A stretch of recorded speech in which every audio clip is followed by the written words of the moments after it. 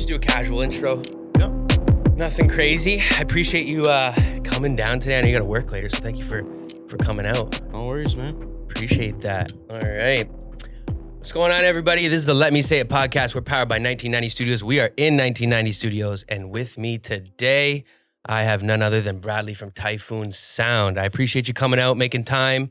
I know you got a lot of things going on, so thank you for making an appearance on the show. No worries, man. Thank you for having me.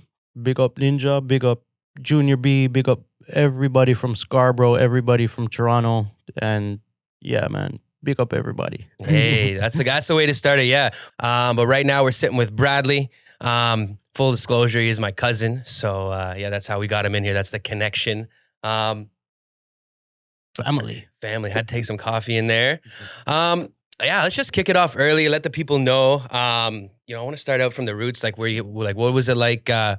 Where did the journey for Brad start? Even before Typhoon Sound, you grew up in Scarborough.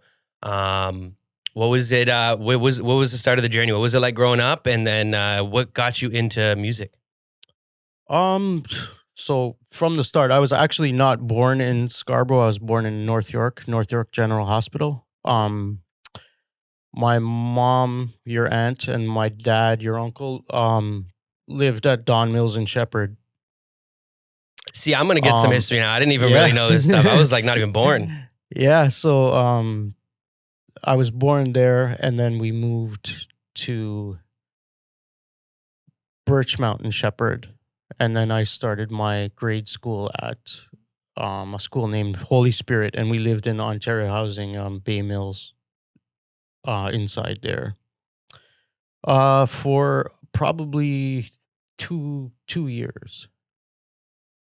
Yeah, 2 maybe 3 years, and then we moved to Kennedy in Eglinton, where we all three of us, my 2 brothers, and myself, went to school at St. Maria Goretti. And we moved into a 2-bedroom apartment with my parents and us 3. So the 3 of us had to share a room. Are you to share a room with Kyle? Yeah, That's rough. I know. The fucking guy just cried all the time. So. Yo, shouts out Kyle. No, yeah, and went to school and in right across the street, St. Maria Goretti. If you guys don't know, a very famous Toronto FC player, Dwayne Dearzario, went to my same grade school, and we went to school together there. Nice. Yeah, and then years later we moved to Whitby for 1 year, and they rented a house in Whitby, my parents did, and they realized that they couldn't afford it living out there, so we actually came back to Scarborough and moved back to McCowan in Eglinton now. And the 3 of us had shared a room too. I actually, my dad built like a plank. Yeah. And I would sleep in the closet, like in a bunk bed almost. Yeah, exactly. Built like a bunk. like jail style. Yeah. Yo, shouts out Uncle Seamus, man. Legend. And and we lived there throughout high school, and then Nice. So when so you grew up, so you're born in North York, really grew up in Scarborough, especially in high school. I feel like your high school years, that's like where you do like a lot of growing up. You find a lot of times, if you're lucky, you find a lot of good friends that you Yes. still call friends that day, and they're like, until just like, today, yeah, I still have a lot of high school friends. Yeah. yeah, and you come into your own, you find out what your tastes are, and I feel like a lot of the stuff, not everything you listen to high school, you might listen to now, but for the most part, I feel like those formative years really kind of, set you up for your like interests and start to really mold like who you are, you man. start to becoming your own man, become your own person. So what, was there a lot of music in the household growing up, or when was your first experience where you were like really fell in love with music? That's a great question. Yeah, I was living at Kennedy in Eglinton, obviously. my mom used to worked forever for the Bay, doing collections for Hudson Bay Company. So she would take us to the Bay, and they'd have wax like 45s lined up Mhm. in the wall. So we would go through and take it out. And my very first 45 I ever bought was Beastie Boys, Paul Revere. Oh, Yeah, with nice. "Fight for Your Right to Party" on the other side. Sick. But my tune was Paul Revere. I just loved it. We just played it, and my parents used to have. I don't know how to explain. Like we used to call it a coffin. Yeah. So it's a turntable in the center with two speakers on the side, and it looks like like a fireplace that you would buy this today. Yeah, Like yeah. one of them thing. It looks like that, but it has a speaker on one side, speaker on the other side, and a turntable in the middle. And this turntable's on top and the speakers are on the sides, like facing out? Yeah, Oh, okay. And did the Yeah. top lift up?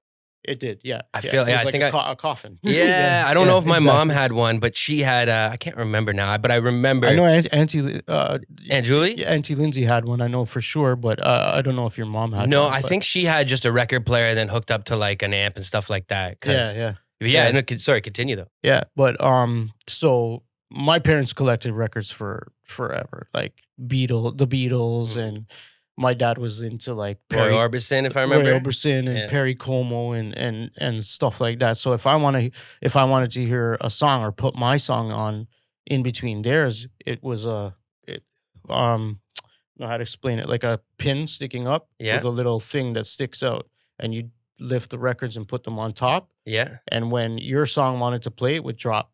Ah. So kind of like a jukebox style. Okay, cool. But yeah, it was in that coffin. It was like, yeah. Interesting. I'm gonna try to look when I do the video version of the Yeah. podcast. I'll try to pull up something for the viewers because Yeah. like even I'm like I gotta see this. Like this is before my time. Yeah, I'll look for some pictures. I'm sure my mom has pictures somewhere, but that I can find and show you. But yeah, yeah. And then after that first 45, it was just like I was addicted. So Michael Jackson and Run DMC and whatever. But Mhm. then it got to a point where my mom and dad didn't want to listen to my rap shit, as they would call it. You know what I mean?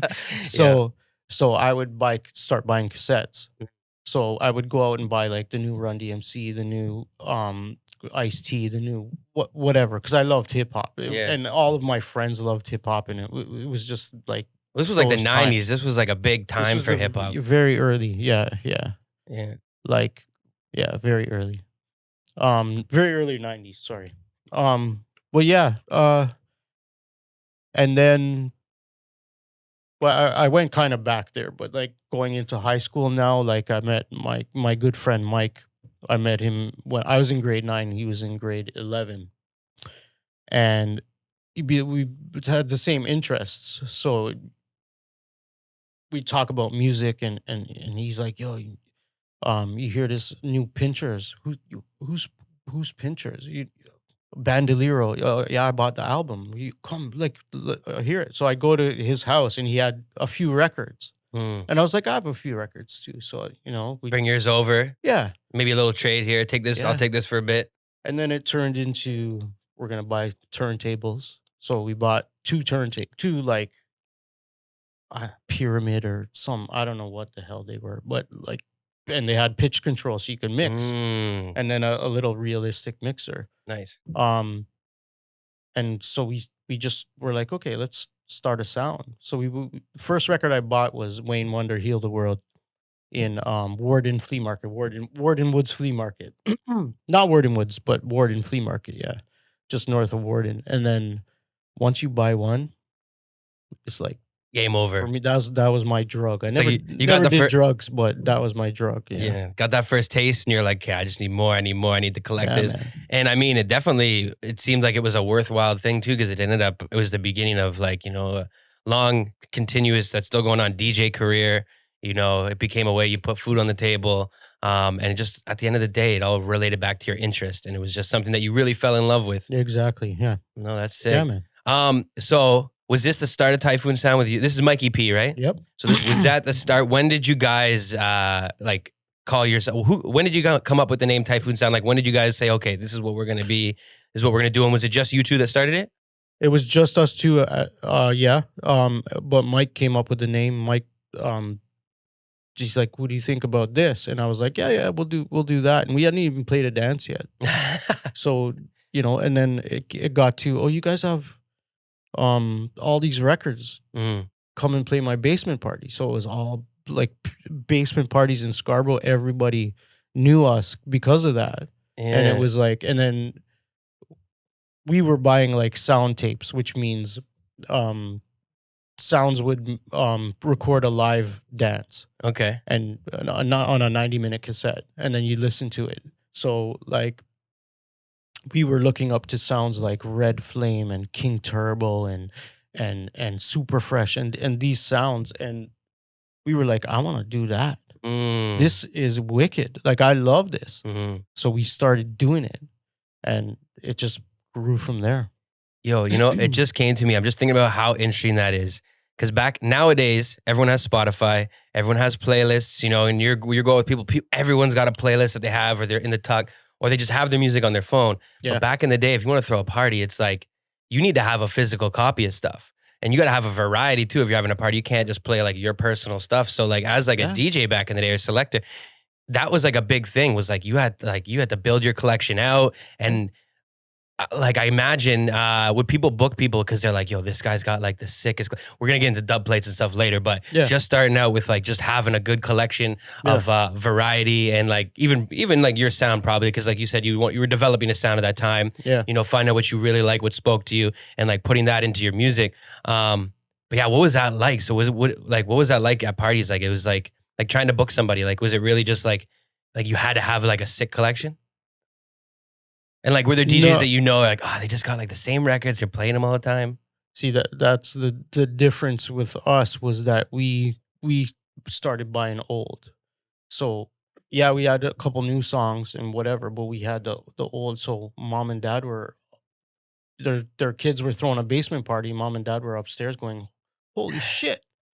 Like I just heard my favorite song, Yeah. right? So they, and it was just word of mouth, and they're like, these guys have so much music and they know what they're doing and whatever. So it was just bookings, and then it was, okay, let me put you on a flyer. So there was no text or email or anything. It was, you had to print a physical flyer and go around, put them on, like we were talking just before we got here. Yeah. Put them on your cars. Come to my dance, come to my dance, come to my dance, come to my basement party.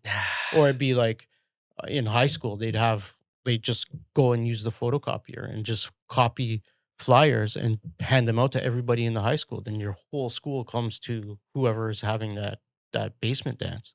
And it was like, big up Danley, because Danley was the one who had the wickedest basement parties. Like, yeah. There's always that one guy who's like either his folks are cool, they kind of let him get away with whatever. Yeah. And it's like the guy who has, everyone's going, he's having a party. Yo, everyone's pulling up. Yeah. Big up Danley and the Malvern Magic. But it was him, and going to those dances, playing those dances first, and then having the bigger sounds, like sounds that traveled the world and stuff, coming and playing in a basement, was like, you're like, what the heck is going on? Like King Turbo came and played, and then Super Saint came and played, and it was insane. They're coming like into Scarborough to play in a basement dance. Wow. Like a guy would give them money, obviously. Yeah. But they're coming here. Like we don't have to pay, or we're not 19 yet, so we can't go to any bar or club or whatever. So we're going to those we're going to those dances, and to be able to play them too, or to open for a big sound, was huge for us. And these are all at someone's house. Someone's house, yeah. Oh man, yeah. That's sick. And it's not just like a specific person. There was like thousands, not thousands, hundreds, hundreds, yeah. But it was like a spot that like, okay, they always have these kinds of parties. They book these kind of people, and like it's like they're almost turning into like this little underground venue. Exactly. Yeah. See, I can kind of relate to that from when never any fights. Yeah. Never any shootings. But I mean, there was, but like it never escalated to have like everybody just kill this and stop it, lock it off. like stop it from happening Yeah. because everybody enjoyed it. People were there for the People were there music. to have fun. Yeah, and it Yeah. was white people, it was black people, it was Chinese people, it was Indian people, it was everybody. Nice. Everybody was in that, like, and it was how you call it, corked. Mhm. It was, you're in a basement and you can't even move your arm. Some of the best parties are like that, though. Yeah, exactly. Everyone's sweating on each other. You're taking juices from everyone, but Yeah. It's not good for the fire code, but still. or in like 2022 with COVID, Yeah. that's probably Yeah. but that's oh man, that's got to be like a crazy time, like that you can probably think back to. Like, is there like any standout moments from that era that you remember and you're just like, those moments you're driving home like late at night and like just something you see something, it reminds you drive somewhere like Yeah. past something and you're like, oh fuck, I remember this party here, I remember this night. Is there one that stands out, or like a couple even, or something? Yeah, there's many because it was every weekend. Oh and man. winter, snow, doesn't slush. It doesn't matter. We were there. God bless those parents for cleaning those halls after I everyone know. left, man. I know. And you can talk to Ninja after, and Yeah. and he'll tell you about his basement parties. He used to have them too. Nice. Yeah, man. Yeah. One that stands out. There was so many.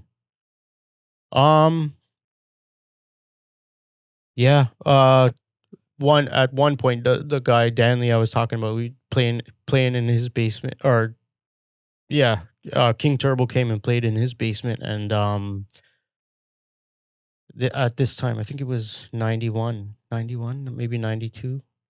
And Murder She Wrote was one of the big songs, and Ricky put it on the turntable and played it, and the whole basement, it felt like you Oh, man. were levitating. It was so amazing. And you look, and after you turn on the light, like everybody would go home and you turn on the lights and there's blue marks on the wall because people dancing with From the their jeans. jeans. Yeah. Oh, Yeah, it was man. insane. It was absolutely insane. Damn. Yeah, man. Yeah, that's got to be one of those moments that you think back and you're like, man, we're never going to do that again. Like, you're never going to be able to recreate that No, moment you can't. anywhere. Yeah. It's a mixture of like the culture. It's a mixture of just like the moment in Mhm. time. Like you just couldn't create that because like people aren't. I imagine at that time, not everyone's gonna have a steep record collection like you. Not everyone's gonna have access to all the music at the time because it was like you had to purchase these physical copies, or you got the hookup who can like make you copies of stuff. And like nowadays, it's like everyone has everything. So I imagine people were going to these parties because they're like excited to hear certain tunes, hear Yep. certain music, hear certain rhythms, and it's like they don't have that at home. They're like, oh, we got to go here to listen to it. Yeah, exactly. Yeah. Do you? Yeah. What was it? Yeah, that's interesting to me because it's like Mhm. nowadays it's like so obtainable. Yeah. Like it's equivalent to like people going to see a show now or seeing like a concert, right? Like you're gonna go see DJs just because, yeah, like you want to hear the mix and like. Well, going into being a DJ, like how important is song selection as a DJ? Do you think? It's all, that's everything. And sequencing. Everything is your song select. I don't care how much records you have. Mm. Like if you don't play the right song at the right time, then you're not getting the reaction you're looking for, right? Yeah. This is the thing. Like everybody and anybody can be a DJ now. They can download their MP3 or whatever. Virtual But DJ. yeah, yeah. But if you don't know what you're doing, you're not going to get that reaction. And how your reputation builds is when you get those reactions and how often you get those reactions. Yeah. So like if I have a play, I know where I'm going. Let's say I'm going to the West End to play, Mm. and I have a playlist, and I play it, and everybody loves it, and then they're gonna want to hear the same playlist the next time. But I don't have that same playlist. I have something else, but I'm gonna blow your mind the same way. You know what I mean? Because you don't want to be repetitive, because that's like shooting yourself in the foot, right? Yeah. Yeah. And another thing,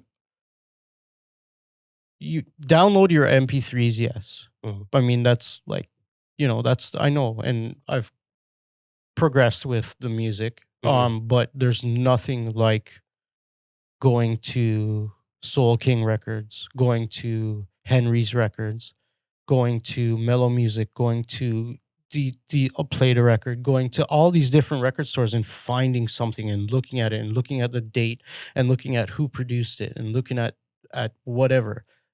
I can download a MP3 and none of that's on there. Yeah. There's no picture on an MP3. There's no like Like the album artwork yeah, as much. Like you're not looking at it as much. Like you do have it in Spotify, right? You can see the little, or like when you're going to like the album, you see it. But like that's no the one's album. paying it, That's and no 20 one's songs. true. You're thinking about just I'm buying talking like singles. one 12-inch single. Oh man. And you got a picture specifically for that song. True. Or you have a record label that says the name of the song and the artist and the date and the all rights reserved and whatever else it will be. Yeah. Right? But there's nothing, and it's never going to be duplicated because you can't, because nowadays you can't, because everybody wants it and they want it right now. Yeah. Right? But I don't know, it is what it is. I mean, and I've progressed with it and I'm still doing it, but yeah, I just wanted to make that point. No, 100%, man, 100%. Nice. No, yeah, that makes sense. I feel like it really was like a time capsule, like of a moment, like records were, like, obviously, and like nowadays, like yeah, there's like less emphasis. Like even I remember, like I was more like CDs. I was at the end of cassettes. Like I had a few cassettes. Yeah. You know, a couple about 8 years ago, 10 years ago, I started to get I have a small collection of records. And I actually have beef with you because of that, because you took all my mom's old records. I did.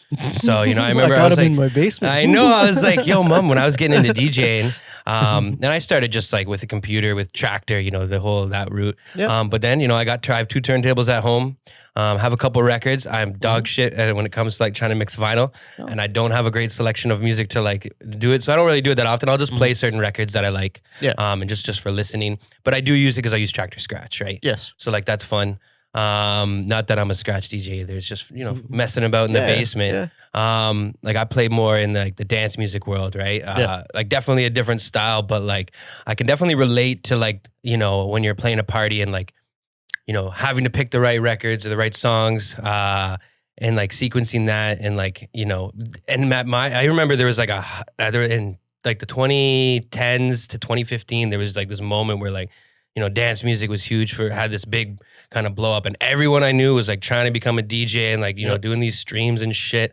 And it was getting oversaturated, but it was just like, everyone was playing like the same top 10 songs, like the biggest songs. Like you go out, I did a residency in the Oshawa Music Hall, which was sick at the time. It was the biggest spot in Oshawa. And I was going to Durham College at the time. And we go out there and like all the other DJs are kind of playing the same stuff, and they were really kind of going towards this house movement. But I was always like, I was a hip hop head still. So like I was always mixing in like hip hop acapellas, like bringing in random tracks. Like I remember, and it was like, and I noticed that I would get this reaction from people, or like I'd be playing like Beyonce and stuff, like mixing that in between, just like it's like just that type of stuff, right? Like, and people would dig it, right? And I think that kind of helped. Creative. Yeah, it kind of helped me step apart, and like I wasn't just trying to play the same records that everyone else was playing. Yeah, man. And and like so I can relate to that in a sense, but like I had access to everything. And at my time, it blew my mind. I'm like, you guys have access to everything, even like underground stuff on SoundCloud. You can download underground stuff.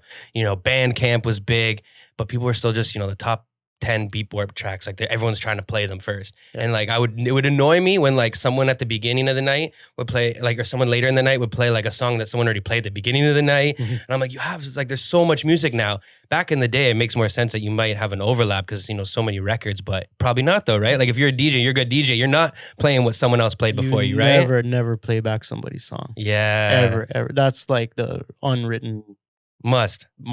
You don't do that. Yeah, it was weird to me. Especially if you're in a battle. Yeah. Never play back. So I'd like to let's jump into well, I don't want to get too ahead, but I would like to jump into because I know we only have so much time with you, but it's only 10:45. We're doing pretty good. So yeah, you're in high school, you're doing these parties, you and Mikey P, Typhoon Sound. I know now you have different members. Junior B. He's who's in Typhoon Sound right now? Myself and Justin, and Junior B. Yeah. So there's 3 of you guys. Two. Yeah. Mike has passed away. Mike passed away in 2009. Oh, rest in peace. Rest in peace. Yeah. Was there any other members as well, or is just those are the 3 of you guys? The 3 of us. Yeah. Nice. So high school, you're doing these parties. Yeah, you're in high school, you're playing all these different parties, right? You're playing all these local stuff. You're having big guys come from out of town, play these same parties that you've been playing forever. Did you do, like, outside of that, where did your DJ career go from there? Like, obviously playing club events, bar events, different types of events. Did you do any? I know you did some traveling, played out of the country. Can you tell me like some of that where you played and different kind of things? Yeah, I don't know, not the number of times, I don't know, but yeah, I flew out to Jamaica and played a Mm, place called Pier 1 in Montego Bay. That was 2003 or 2, wow. 2 or 3, I And you're think. bringing all your records out there. Yeah. Yeah. Jeez. I would fly with my set. Like, you can't bring everything Yeah. because it's a lot, right? So And I'd fly with my set, but then I'd buy records when I got there. So yeah. they would take me to the record store. So yeah, first time I went, I walked in. Yeah, it was funny. I walked into the variety store because I had to change my Canadian money to Jamaican money. And then a Chinese guy came up to me and he's like, "Yeah," and he started speaking Pato to me, and I was like, "That's the first time I've ever seen that." It was like blew my mind. But yeah, anyway, so yeah, yeah, Pier 1. I played in Clarendon. Uh, where else did I play? In Kingston once, and yeah, and I think those were the 3 times in Jamaica. What But was it? I've been to Jamaica so many times. It's not like I can't even count. But those 3 times we actually were hired to play. Yeah. Nice. What was it? Well, yeah. What was it like playing, all the way down in Jamaica from playing up at your parties here? Like, what was the vibe of like the dances like down there? They look at me and they're surprised, and then they start enjoying it because he knows what he's doing and he's Yeah. playing music. Yeah, so it was yeah, it was good. Good response? Great response. Yeah, Nice. sometimes too much of a good response. Yeah, yeah, because yeah, yeah. We No. won't get into that. But anyways, Save yeah, that for the Patreon episode, man. We'll yeah, get you back late night. yeah. Oh, that's got to be a trip. Like, especially, I'm just thinking about going down there, and you have to bring all your you select your records. Like, so you're probably like you're going away on a trip. You're like, I got to put some stuff together, and especially you're going down to Jamaica. Like, you got to come correct. Like what? Like how deep? Like, are you spending like you're spending time putting this set together, and like Yeah. how difficult would that be to make the right? To be like, I gotta It's leave this, I gotta do that. Yeah, it was tough because Mike and I would like Mike couldn't fly out because he was always in trouble with the cops, with the police. So like, um, it would be him and I going through everything and like making Ah, everything legit mm, and ready to go and whatever. But yeah, because like what you said, like if you forget something, then you're like, I can't just go home and get it. no, You I know, can't download it quickly. yeah, yeah, or stream it or whatever you want to do. But yeah, it was a process. I mean, we had our go to, and we had the biggest new songs that were out at the time, Mm, and then we had our go to set. yeah, But that set changed because there's so much music. It's insane. It's not obviously insane, but it's just totally like you I couldn't believe it when I was looking at it, mm, kind of thing. Like when I would go to the record stores, I'm like, "What? This is what? This is original what?" And it just be in yeah, yeah. But yeah, yeah, it was a process no doing doubt. that, planning for that. Yeah, and yeah, that's got to be experience. Um, did you so you buy records down there, and like, were you able to bring all them back, or did you be like, okay, I can't buy too many because, and like, were you finding different records down there that you couldn't find up here? Like, was that a big thing too? No, you could find all the records up here. It's just Mhm, maybe at the time you couldn't. mhm. So like if a new song was just released, It might be there first. it's there first, but it'll get to us eventually. Like, were there ever would you ever bring something back and you're like, oh, I can't wait to play the party when I get back home because they're gonna go crazy when they hear this because they don't, they don't have it yet. Yeah, yeah. Is there a standout one you can think of Oh, that you were that's like a hyped great on to question. pick up down there? Where did I buy? Uh, Yeah. Okay. So there's a rhythm they call the answer, and it's funny because the actual label is from New York, but it went there first, and Hmm. then it went back to New York, and then it came to us. So when I was there, I found it was a massive B label, and answer, and Burabantan, a Beanie Man, uh, there was a few on it, and when I played it in Jamaica, they were going nuts, and I was like, "Oh shit!" Like exactly what you said. I was like, "Well, Mm. watch when I bring this back, they're gonna love this shit." But yeah, it was big back then. I can't remember what year that was. I think that was 2001 You or know, maybe 2002. I care 2000. What year did Massive B Answer Rhythm come out? Yeah, yeah, yeah, 2001. Yeah, damn.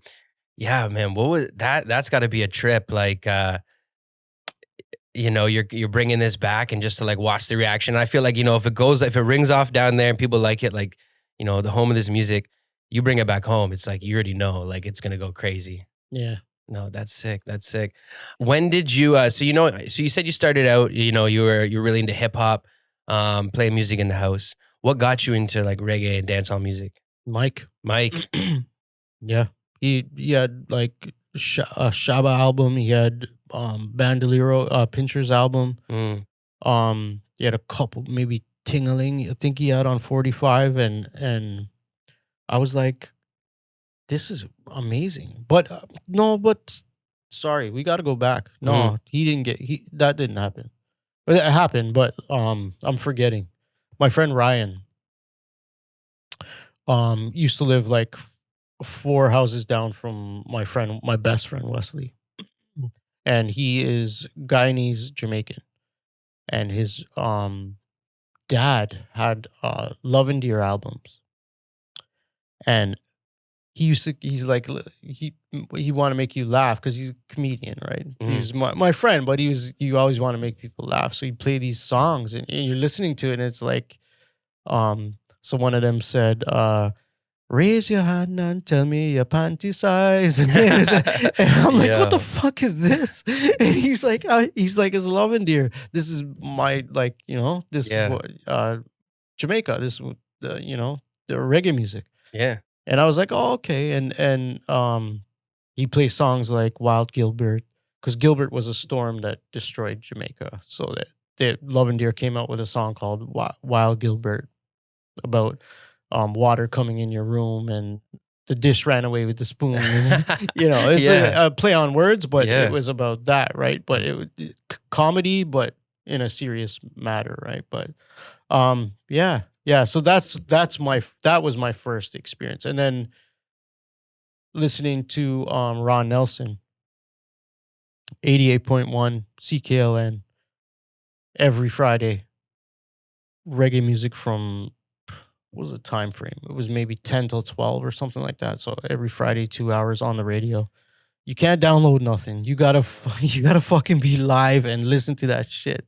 But yeah, Ron Nelson, and then I heard a song called "Life Is What You Make It," and I had a cassette player and I recorded it on it. Um, and I would just repeat that song like over and over and over and over and over again. Um, but yeah, but and then the mic stuff came after that. Yeah, And that kind of, so yeah, you got in. yeah, You're already into reggae music. You're getting yeah. into it. You're like, this. I love this shit. Then you're like, you meet Mikey, and you start doing your thing, and you're like, we need to do this now. What made you like go from like just a fan of the music to being like, I need to get involved in this. I need to like find my place and just be a part of like of this sound. Like what? Just buying the records. You play your records on a turntable or Mm, whatever, but buying two turntables and a mixer yeah, changes your life. and just a, Changed my life for sure. definitely that's Yeah, obvious. yeah. A realistic black small 2-channel mixer. Yeah, Like cheap, maybe like $100 or something, yeah, and two cheap turntables with pitch, as long as it had pitch, so we could yeah. match the beats. Good to Good. go. Yeah. What's it like now? You have two kids. What's it like now watching them or being able to expose them to your music and expose them to like, you have all this equipment, you have all these tools, and like just like what's that like being able to share your passions and show them what like It's, your way? it's amazing. Yeah. Like Is it like reliving everything that you were living at that time? Or? no, no. I wish I could, but it's not because Yeah. my youngest son Owen, he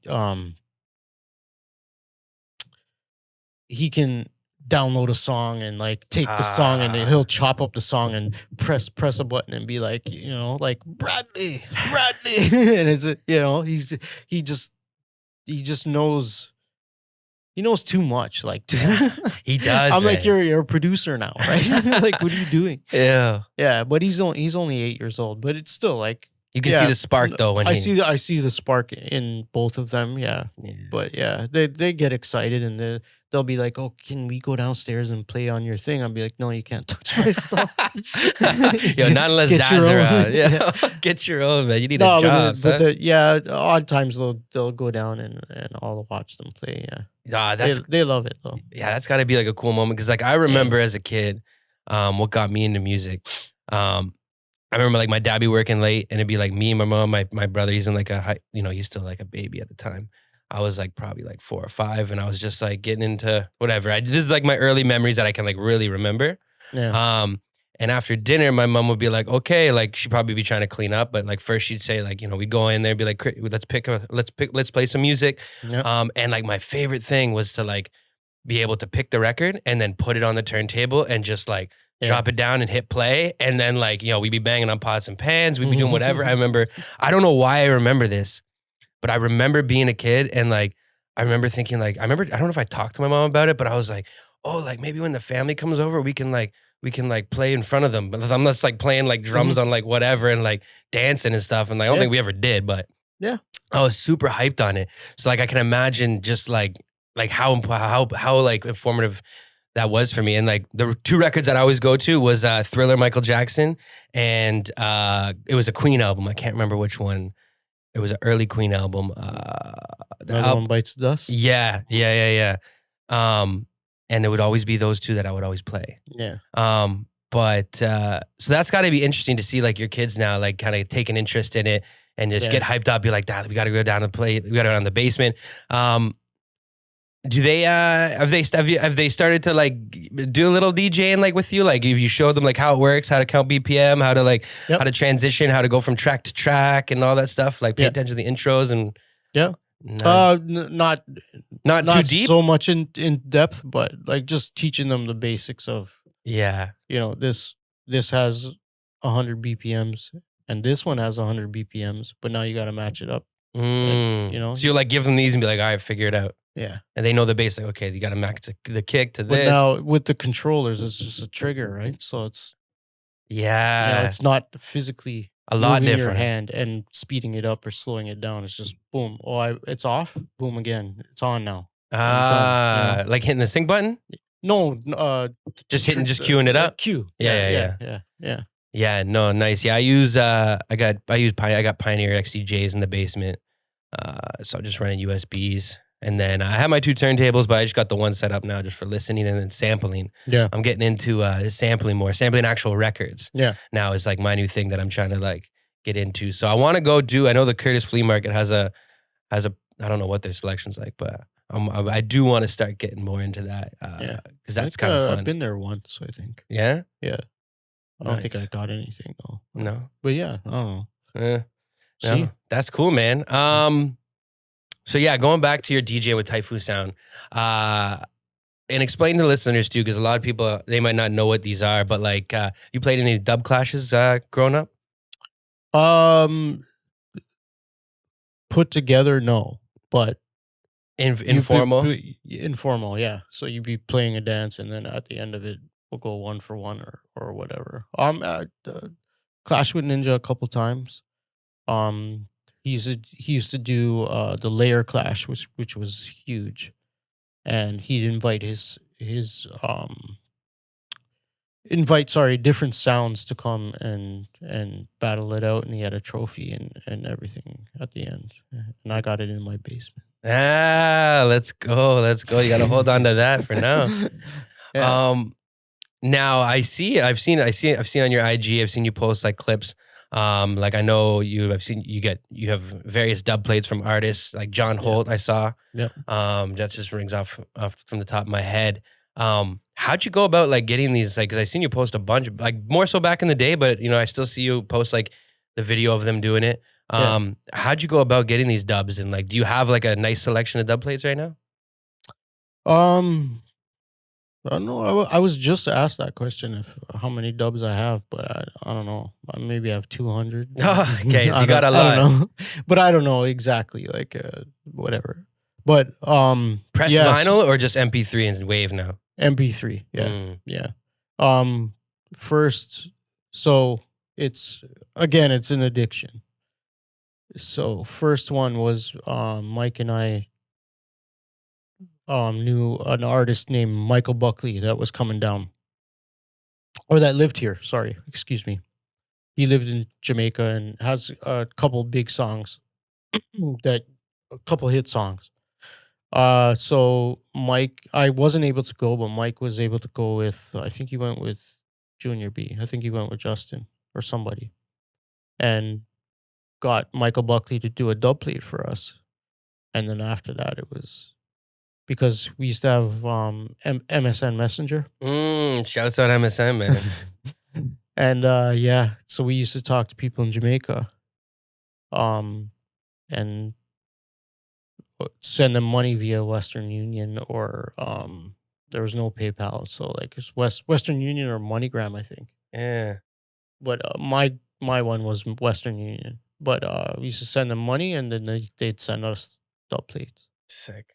Yeah. So any artist, you ask the producer or the studio manager, which artist can you get today?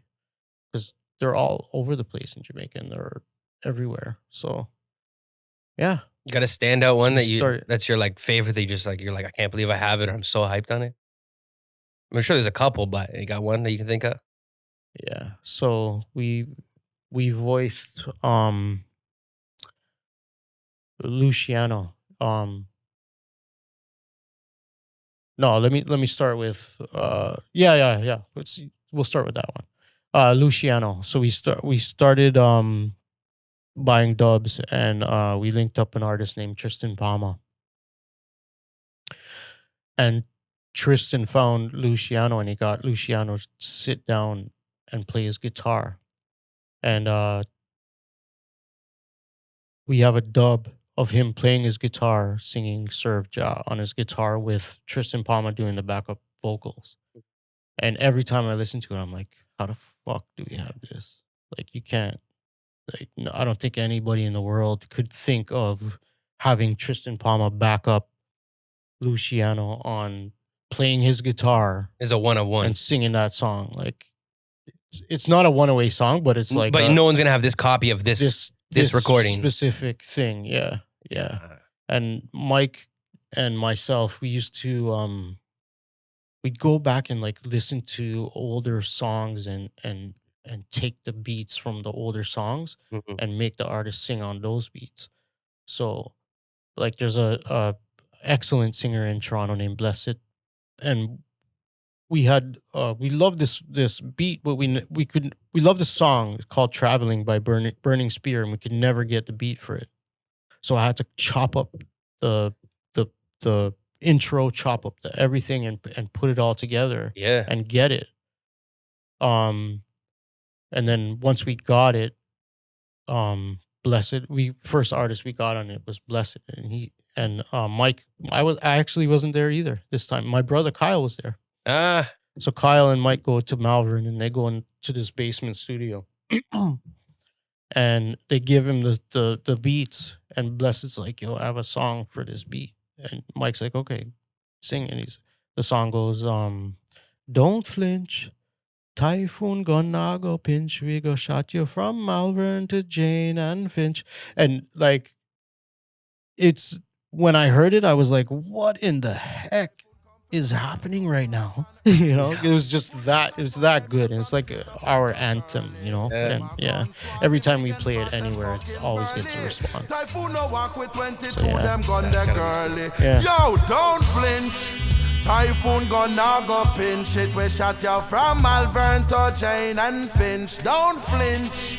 We gonna ugly like the Grinch when I go walk with skirt. Man, no, that's cool. I had there's a thing, I think it's like the Red Bull Sound Clash Yeah. they do in the UK. That's Yep. that I got into it like 2018 or something. I was just online. I was like, what the hell is this? Mhm. Like I kind of heard of Dub Clash, didn't really know too much about what they were. Yeah. But it was like so cool to me because I remember I was seeing like, they had like I think it was like Skepta's crew and they had like Yep. ASAP Rocky's Yep. crew come over and Yep. stuff like that. And they're playing all these Radigan. different Yep. playing Yeah. just playing these different records and these different all these dub plates, right? Yep. And like the craziest one at the end was it was like a Justin Bieber dub plate. And it was just like, what the fuck? Yeah. Like, and he's like Yeah. shouting them out in it, right? Yeah. And I was like, that was crazy. Yeah. And that was super interesting to me. Mhm. And it's just like I don't know. I felt like I would show some people, they'd be like, oh, they're just like other people, like they just didn't get it. But it was just like so interesting that they would like, you're like trying to pull out like records that they maybe didn't think of and trying to one up them.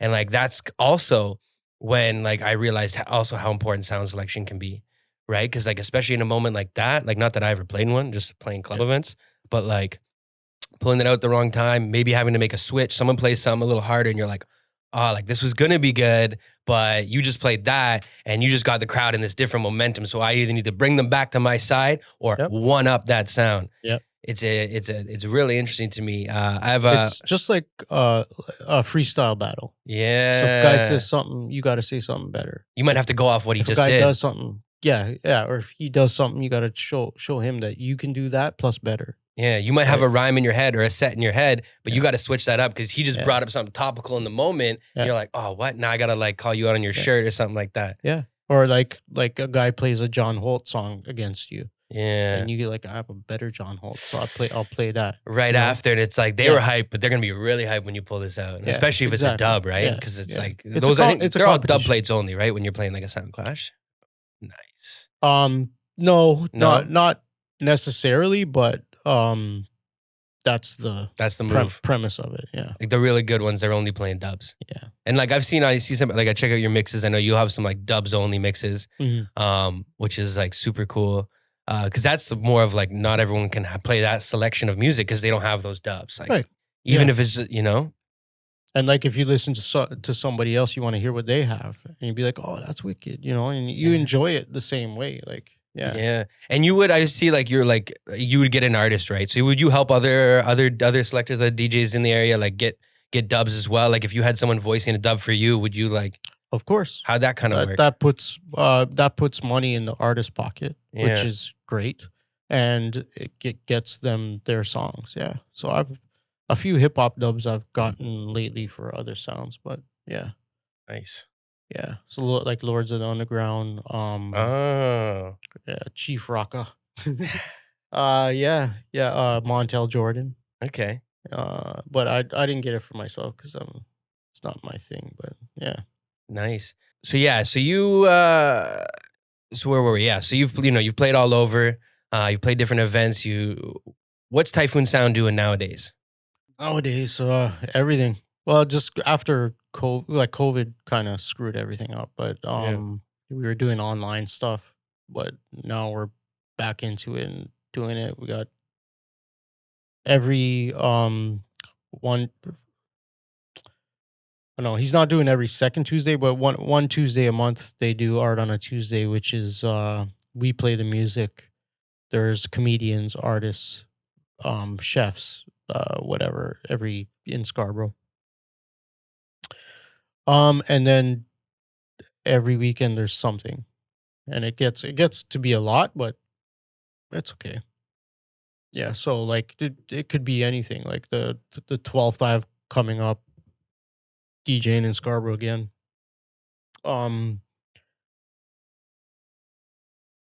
Yeah, the 22nd. Oh shit, what's today?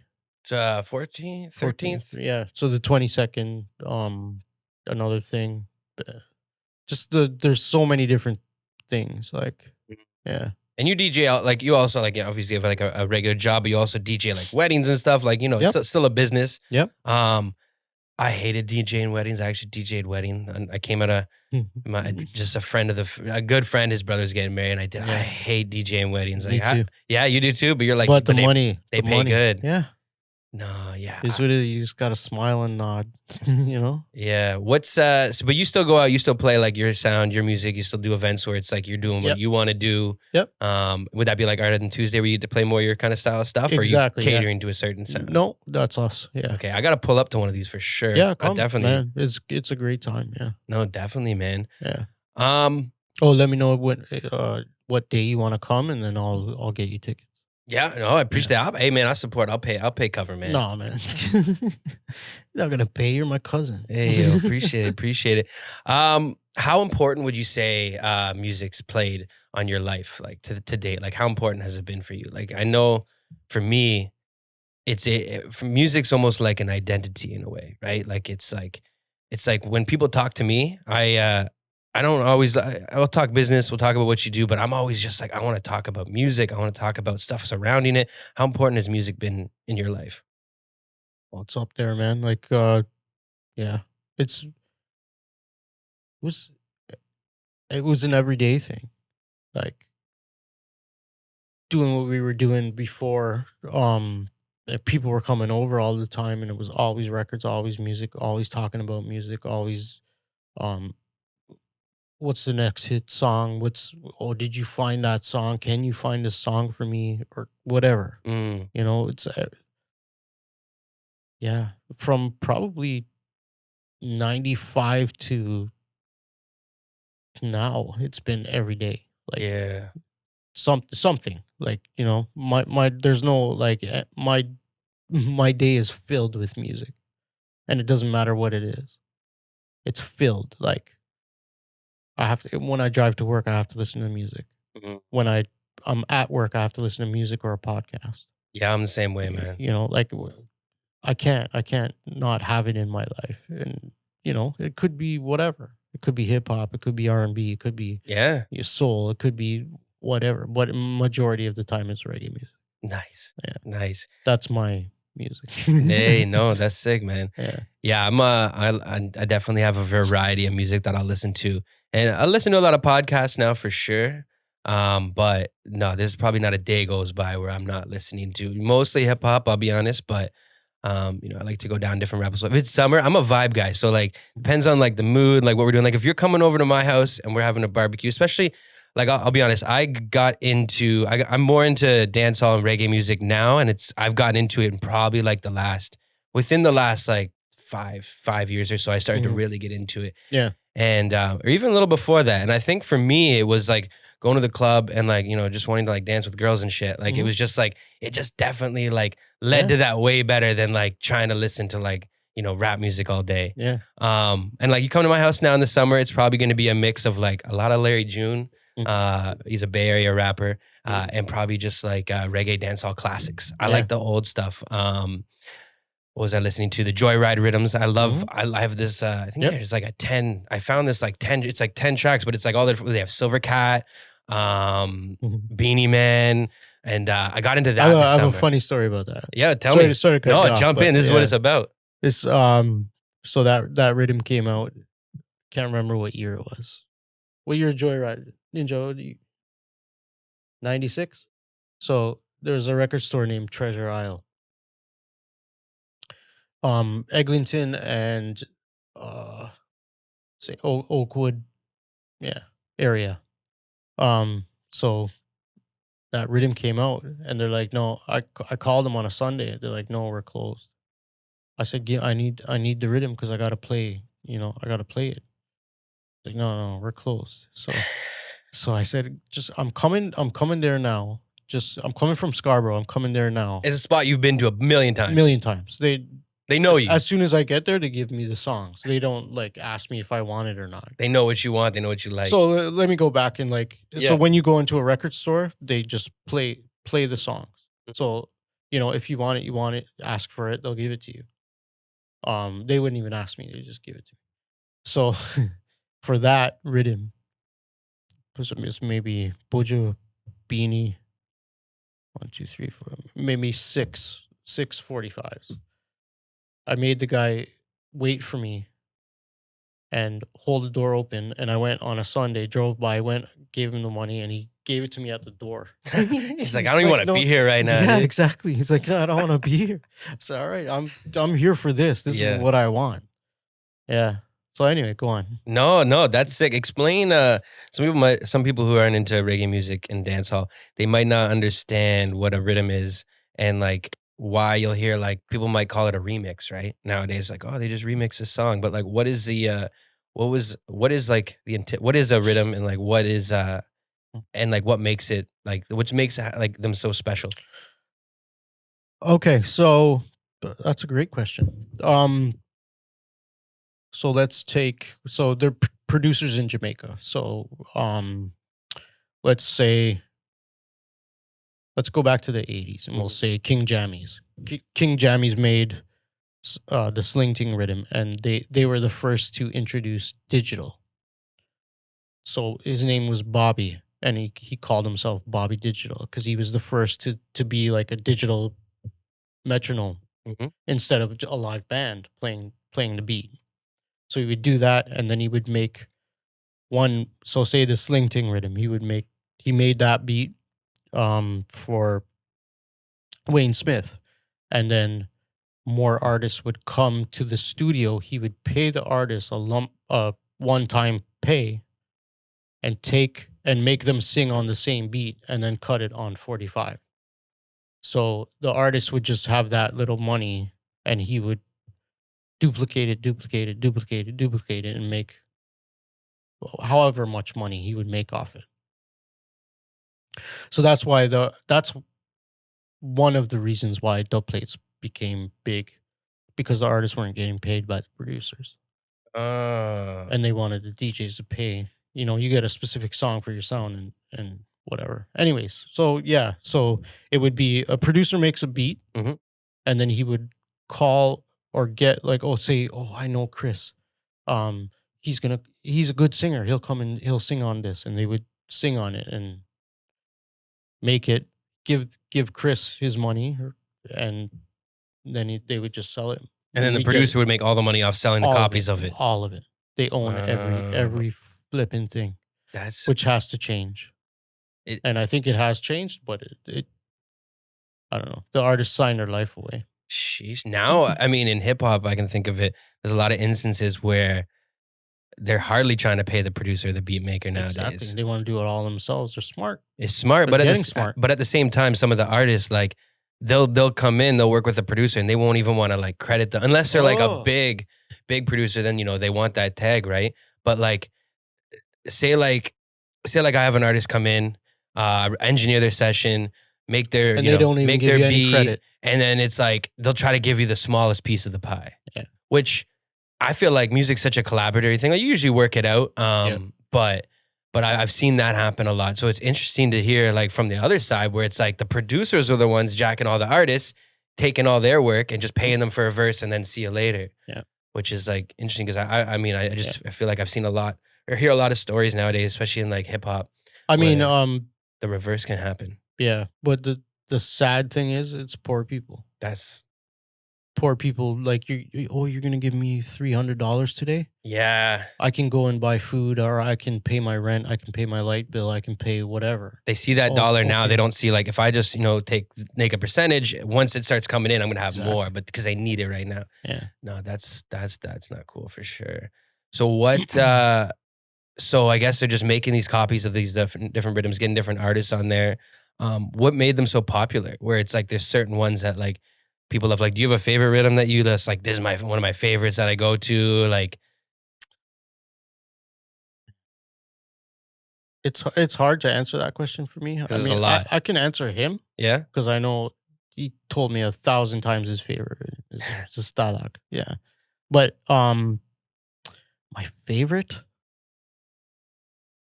Ooh, I don't know. Yeah, You're probably running through the Rolodex like, this one, but then you're like, but this one's sick, but this one's sick. Yeah, I don't want to say one and then leave one out. They might get mad at each other. Yo, No, that's but yeah, I don't know. I don't think I have a favorite. no, I just love music. I love yeah, being able to create something from nothing, Mhm. which is, and you make it and and then you get the reaction from people, from the crowd. yeah.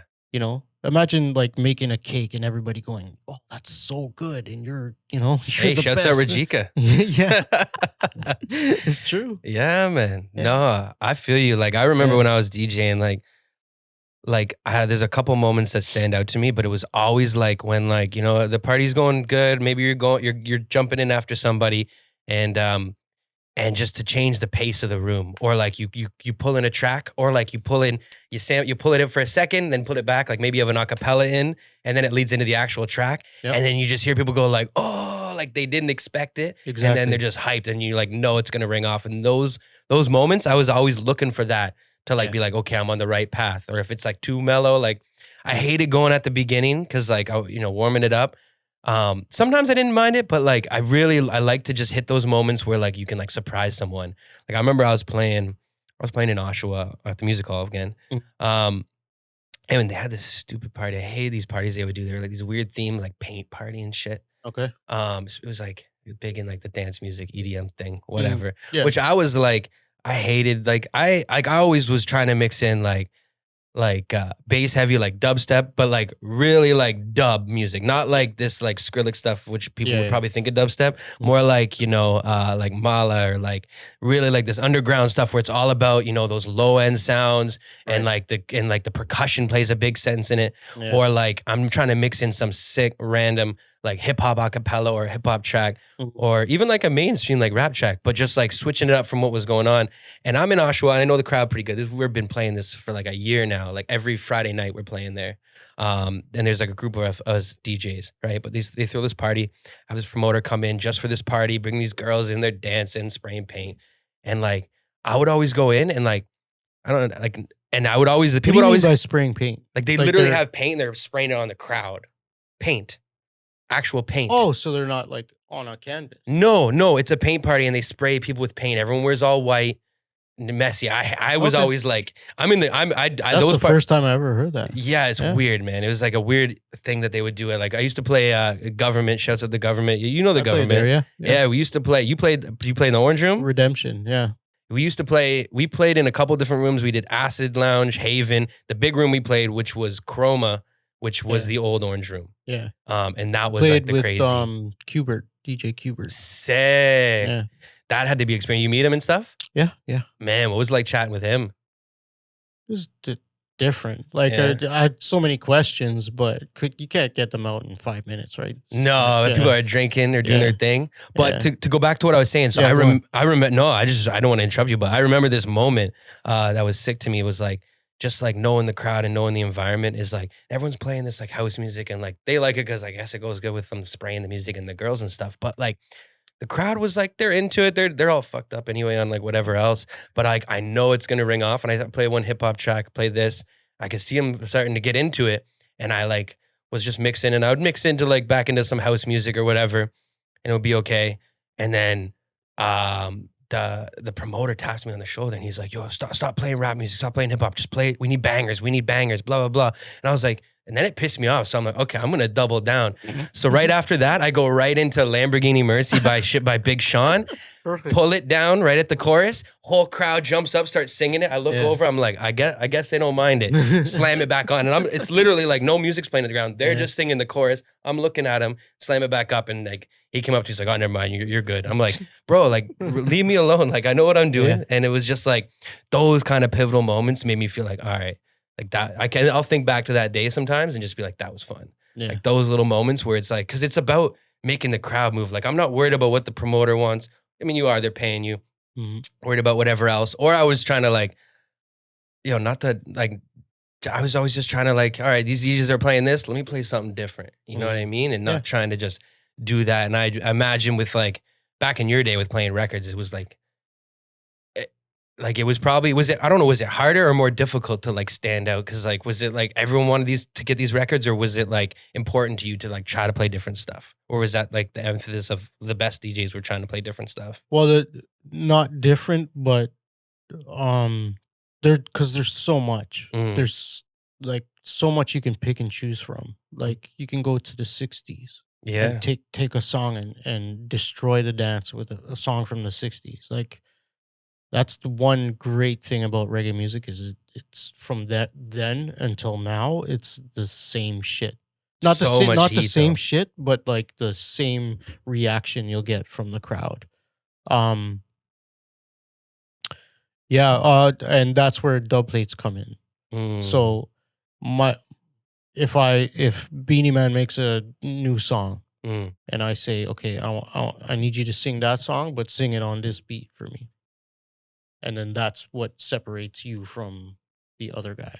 yeah, So say I'm doing a hip hop set and I have a Beanie Man dub plate on a hip hop beat, then I can just throw it in there, and in my sound's name, people are hearing my sound's name yeah. and Beanie Man singing, and they're like, "Oh shit, that's Beanie Man's new song. Oh shit, it's on that beat. Oh shit," and then it gets them excited, And right? then they're like, oh, Typhoon Sound. Then they're checking for you where you're playing next, maybe. You know, they're trying to like Exactly, pull up, check out your shit. exactly. Yeah, yeah. Oh, that's gotta be crazy. Hmm. Um, wow. Yeah, no, that's interesting. So with you and with you, we'll go back to with you and Mikey P at the time, because I've seen some old footage. I don't know if it was you, probably you showed me or something, Hmm. where like you're in like a basement. Excuse me. In like a basement. Was Mikey a MC more so than a selector? Like, did you do both? Did you do both? I don't think you MC, but No, I don't. I don't. I'm not you don't very chat good. on the mic at all. No, All right. but Mike was excellent at it, and Justin is excellent at it. Yeah. Yeah. So yeah, Mike was an insane lyricist. Yeah. Did he write Yeah, his own stuff too? yeah, Like, and yeah. then, or He can we find we any of his music right now? like right now. Yeah. Or is it all like hard copy stuff that he's got? I have on SoundCloud. You can go to my SoundCloud page and you can see one of his songs that he did for us. Yeah, he was absolutely insane.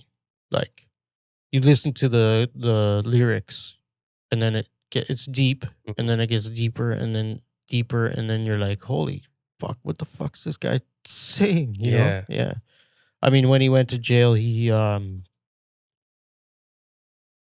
he wrote a bunch of music in jail. Um, yeah, and released so maybe released two of them that he wrote. Yeah, but yeah, he's insane. Like excellent, excellent writer. Yeah. Yeah, excellent lyricist. And then he practiced all the time. And it would used to piss me off. Like, shut the fuck up, man. Because you guys lived together for a while too. Yeah, yeah. 'Cause I remember going over for dinner. You come over with Cassie and then Mm. go back to your spot. Yeah, yeah. Yeah, you just be like repeating the chorus, then repeating the verse, and you just shut the fuck up, man. I'm trying to watch fucking Law and Order, whatever, whatever Yo, I'm watching. You know what I mean? yo, man. Yeah, but that was him. He was all in, Like, like did he all in. DJ too? Like select with you or like Oh mix yeah, yeah, records, yeah, or yeah. was it He didn't just mix rec. He didn't. When we went out to play, he wouldn't do it.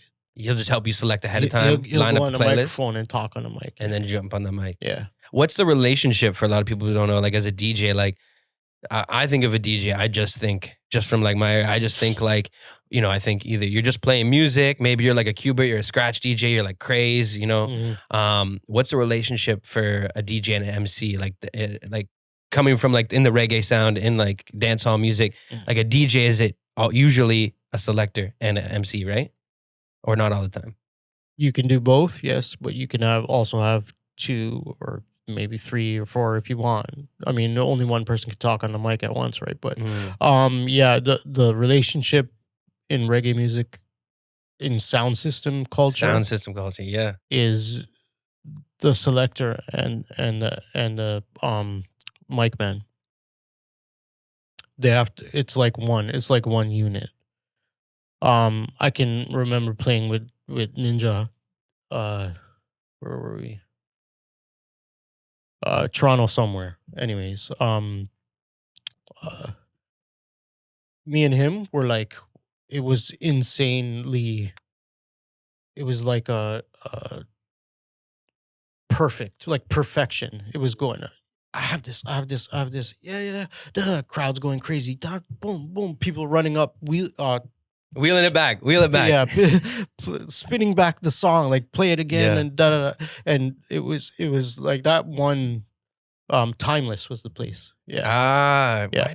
Timeless. THYMLESS. Yeah. It's a venue in Scarborough. No, Toronto.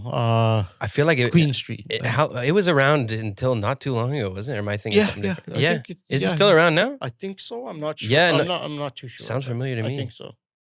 But yeah, like the selector and the mic band, like you have to know. You have to know when I'm gonna pull the next song in. Mhm. You have to know when I'm gonna cut it out or when he's gonna cut it out and talk, so I don't Mhm. pull in another song. So he'll do and talk, and then you put in your song. Yeah. It's like a symphony. It's like an orchestra. Like Yeah. you need to be together Yeah. as one, You're working. doing your thing. You're like feeding Yeah. off each other, working in tandem. Exactly. You're knowing where they're going. So Yeah. he's getting ready to, chat Yeah. on, talk about this, and Yeah. you're getting ready to pull up the next song, give a little break to the crowd, then hit him with this, and he's got to know when to like kind of hype them up a little bit, get them excited, or like Exactly. Yeah. sick. So like it's like making music, really. Yeah, well, it's like making a song, but you're using 30 songs, yeah, in your round that you play. yeah. Yeah. So nowadays it's you and Justin. You're going out, you're playing different events and stuff like that. How'd you bring him into the fold? Like, have you known him for a long time and it just made sense, or? Yeah. A good friend of ours, Jason. It's his younger brother. We all went to the same high school. He used to come around and he used to play his music and stuff. And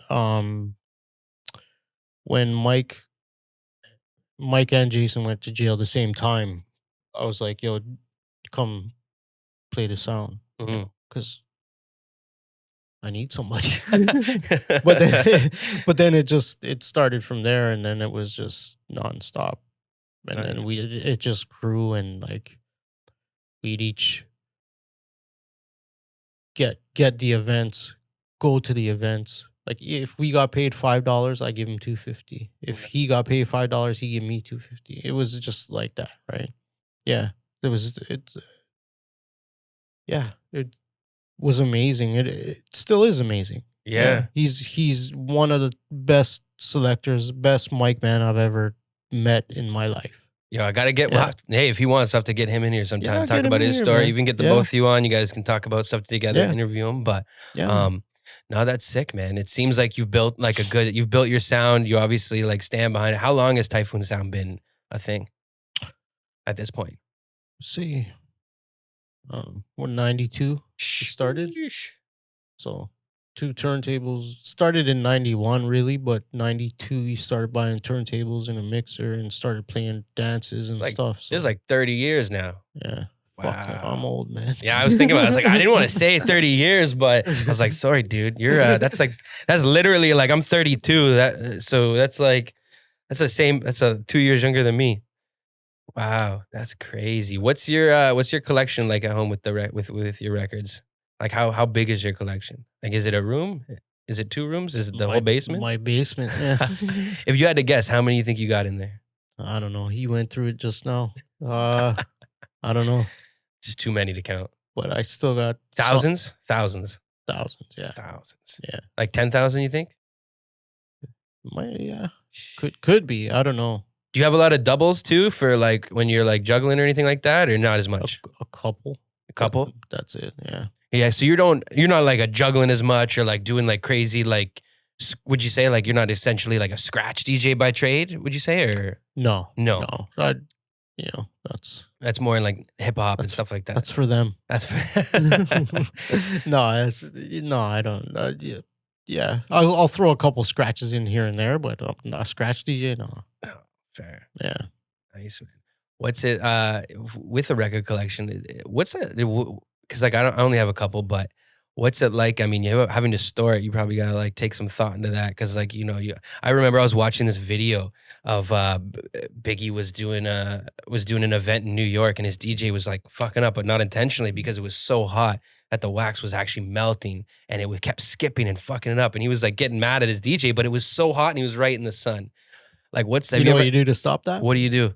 Water bottle. Where? Spray water on it. Really? Yeah. That would. I'd be like nervous. You're telling me to spray water on this equipment right now? Yeah. We did that every dance we played. Spray water on the record, dude. Jeez, I never heard that. Makes the record sound clean. Really? No. Takes that right out. Get out of here. Yeah, and then you take a cloth and you just dry it after. Damn, man, that's nuts. I would never think about that. That's one of those. You have to be there to know it. Yeah. To know the move. Yeah. That's crazy. You ever? My friend Pietro, he used to get mad. Mafioli, right? Yeah. Yeah. You spray the record and you get mad because his needles would fuck up. Fuck off. Buy some new needles. You'll be all right. Exactly. A needle's just a casualty in the game, man. That's crazy. Any other experiences you can think of that can only relate to playing vinyl?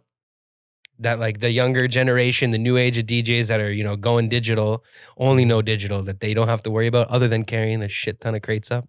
Yeah. One that comes to mind right away is we traveled out. My friend Jeff, his dad has a sound name Creation, which originated in Jamaica and is now here. I don't know if it's still here, but it was here in Canada. We used to go to his dad's parties, and his dad would like show off his dub plates and stuff. That's a flex, like, man. I feel like that's a flex. Yeah. But yeah. So he asked us. He's like, one day come and play this night or this day and night. So night, we'll say. So we get there around, say, 9:00.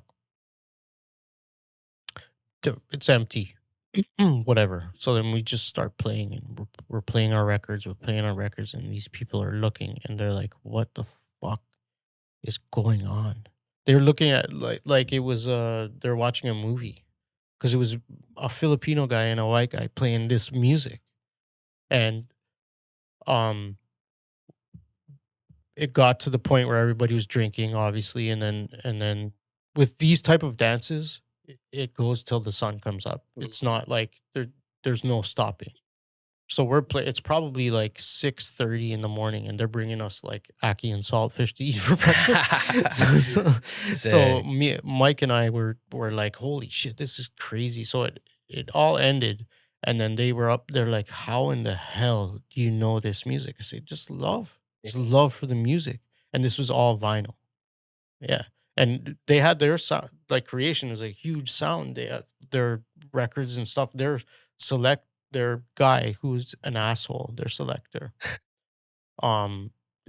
It's known that this guy's a friggin' asshole. Yeah. Came up to us and was like, yo, that's awesome. That was wicked.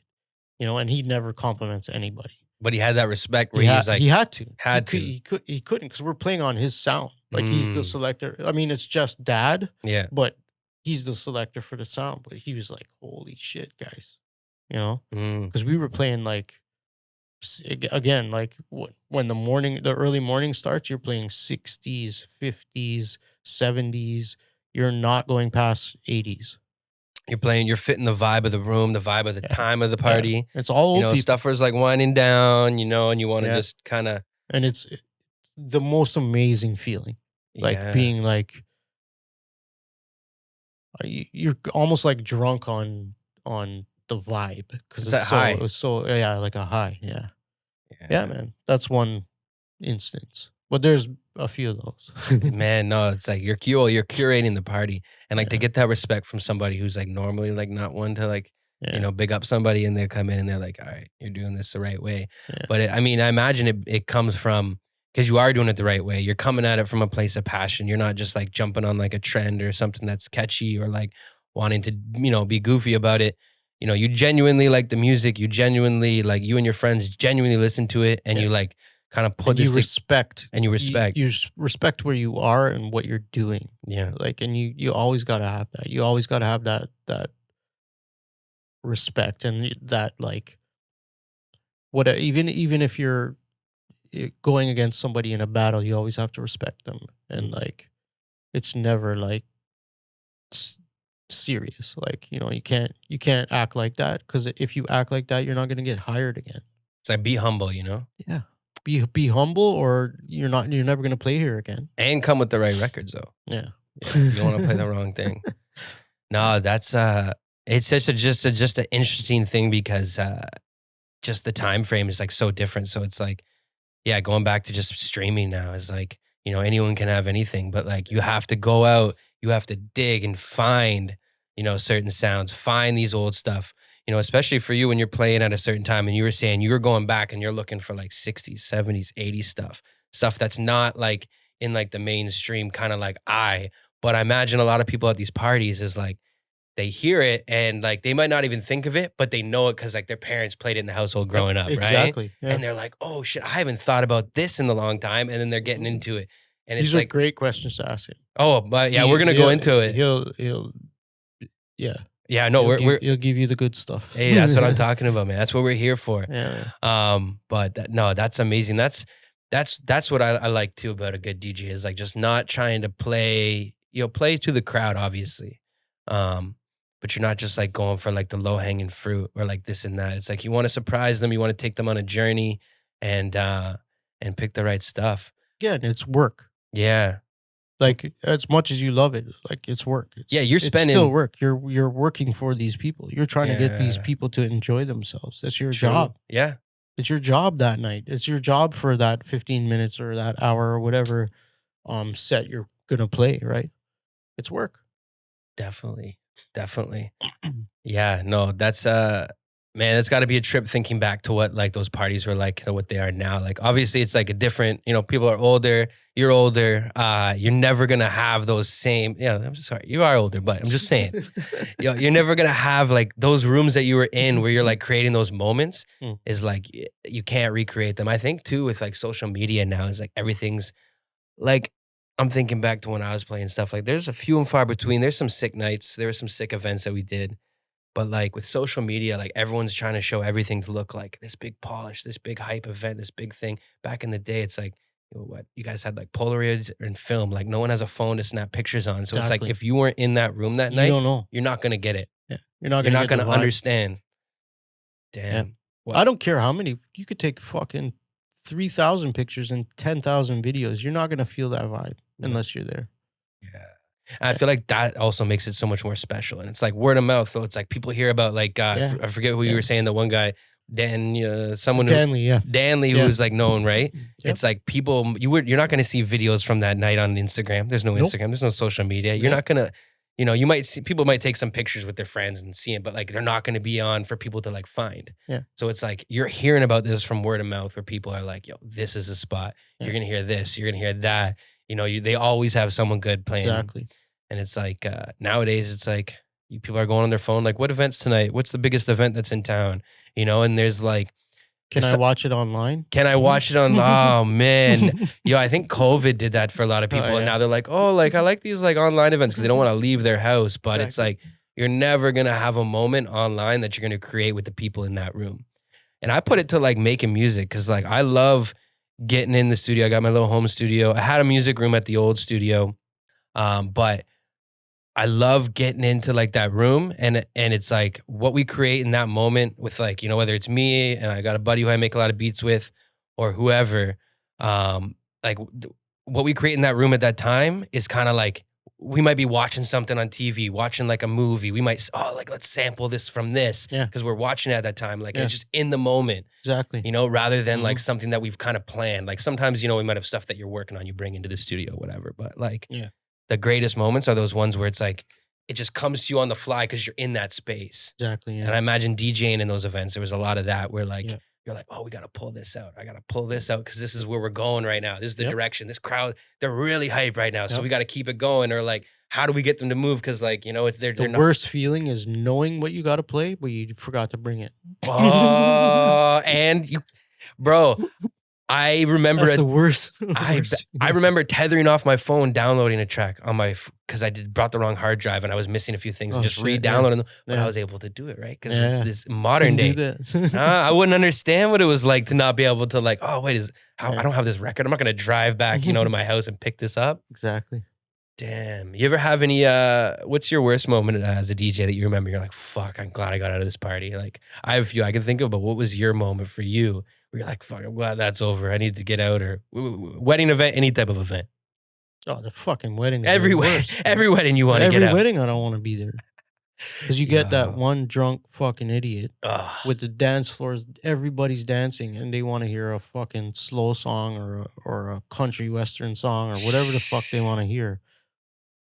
I just want to take my fucking bottle and throw it at them. And they're coming up to you in your face, like spitting on you as they're talking. Like, get out of here. Like, leave me alone. You're going to fuck the whole dance up. I remember what the worst experience was. So Justin was DJing. It was a corporate event. Justin was DJing and the boss's brother. Turn that fucking shit off. Everybody's dancing. Like, I'm looking at this guy. I'm like, excuse me, sir, can you get off the stage? Yeah. No, fucking turn that shit off. You fucking, that music sucks. And everybody's there. I swear, I wish I had recorded it. Yeah. Because it was absolutely insane. And Justin was laughing, but like mad. Like, when you laugh and you're like, I'm going to fucking kick this guy right off the stage. You're laughing so you don't start like so I was like, shit, out. I need to like, this was the absolute worst. Because he was like one of those Karens. He was a fucking man Karen. A man Karen. That's the worst kind. So so I went and got the boss, and the boss took him and brought him home. Yeah. Because he was following girls. I found out he was following girls into the washroom. Jeez. that same night. Definitely don't play anything he asked for. Yeah. Man. But that was the worst, I think. One of the worst. But there's always that one person that tries to ruin it for everybody, and you gotta like, talking to a drunk person is useless. Yeah. It's like talking to a wall. But yeah, that's all of the weddings, all of the corporate events, all of the shit like that. I mean, it pays the most money, so you smile and you nod. But they're not the ones that they don't feed your soul. Yeah, exactly. Oh man, yeah. I did. But I just remember the look on Justin's face. He seriously, like, he doesn't get mad that often. Yeah. But when you see him get mad, you're like, okay, no. Well, it's like you're getting no response. He's like, he wouldn't get out of the way. Like, oh, I get it, man. Like, that's got to be such a DJing like this, and then he's like, he put his headphones on like this, and then he just like, doing his thing and just like, I'm tuning this guy out. Yeah. Oh man. But that's when, if he got his attention again, he would have got kicked off the stage for sure. Jeez. Yeah. Wrangling in the drunk guy or whatever is not a fun thing to do, especially when you're a DJ and you're like, bro, I'm here to work. And it's like, it's crazy how some people just can't read the room, and they're just like so selfish in that moment where they're like, all they're thinking about themselves. And by the sounds of it, he's following girls to the bathroom, doing this and that. He seems like the type who's only thinking of himself, man. Fucking idiot. That's wild, man. Well, yeah, it's almost 12 o'clock. What time you got to get here? Around noon? Around here now. All right. Well, no, this is good. We've probably been going for a while now. I'll check the time after. We're easily time over. Went fast. Yo, we're easily over an hour. It's 11:51 now. So that's awesome. Yeah, man. I appreciate you coming down. Sitting down. I know you're a busy guy. Appreciate you bringing out Joel too. So we got the 2 interviews to go today. We got another one lined up next. But yeah, thank you for coming out to the Let Me Say It podcast. Is there anything you want to promote? Anything you want to plug? Yeah, you can reach us at SoundCloud, Bradley_Typhoon. Instagram, same thing, Bradley_Typhoon. Any dates or anything that you need, any music you need, just let me know. You need dub plates, come check me. I can probably get you whoever you need. Mixcloud, go to find me, Bradley Typhoon on Mixcloud. One word, Bradley Typhoon. I have a whole bunch of mixes on there. That's it. Appreciate. Yeah, we're gonna man. we'll put links to all this stuff in the description of this episode. Cool. And it'll be available on all platforms. Thank you everybody for tuning in. This is a Let Me Say It podcast. I'm Chris, aka Stax Edwards. We are in 1990 Studios. We're with Bradley from Typhoon Sound, and we'll catch you next time. Peace. Wicked.